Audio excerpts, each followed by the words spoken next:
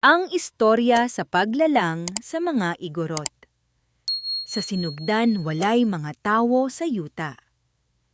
Si lumawig, ang dakong espiritu, mikunsad gikan sa langit, ug miputol ug daghang tangbo. Gibahin-bahin niya kini sa mga paris nga iyang gibutang sa lain-laing mga bahin sa kalibutan.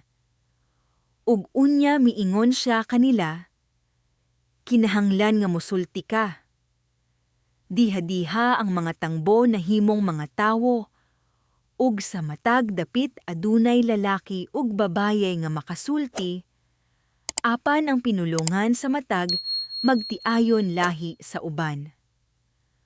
Unya gisugo ni lumawig ang matag lalaki ug babaye nga magminyo nga ilang gibuhat.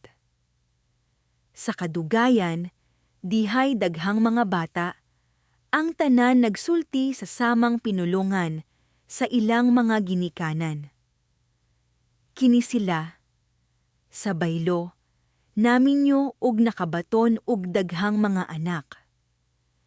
Niining paagiha mitungha ang daghang mga tawo sa yuta. Karon nakita ni lumawig nga adunay daghang mga butang nga kinahanglan gamiton sa mga tawo sa yuta. Mao nga siya misugod sa pagtrabaho aron sa pahasa paghatag kanila.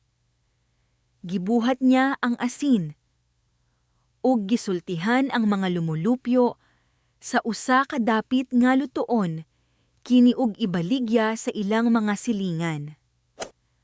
Apan kini nga mga tawo dili makasabot sa mga direksyon sa dakong espiritu ug sa sunod nga higayon nga siya mibisita kanila, sila wala makahikap sa asin. Dayon ginkuha niya ini sa ila kag ginhatag sa mga tawo sa lugar nga ginatawag Mayinit.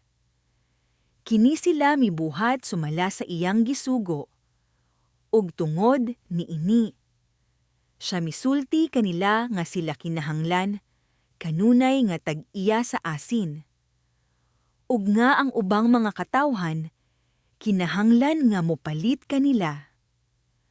Unya miadto si lumawig sa mga taga-bontok ug giingnan nga magkuha sila gyutang kulonon ug maghimog mga kaldero.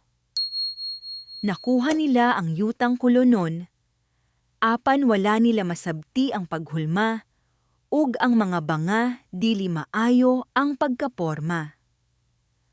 Tungod sa ilang kapakyasan, giingnan sila ni lumawig nga kinahanglan silang mopalit kanunay sa ilang mga banga, ug iyang gikuha ang mga kulon ngadto kang Samoki.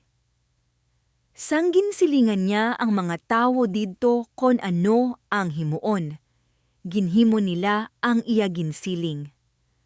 Kag ang ila mga tibod maayo ang porma kag matahom. Unya ang dakong espiritu. Nakakita nga sila angayan nga mga tag-iya sa kulon. Ug siya misulti kanila nga sila kinahanglan nga maghimo kanunay. Og daghang mga tadyaw nga ibaligya.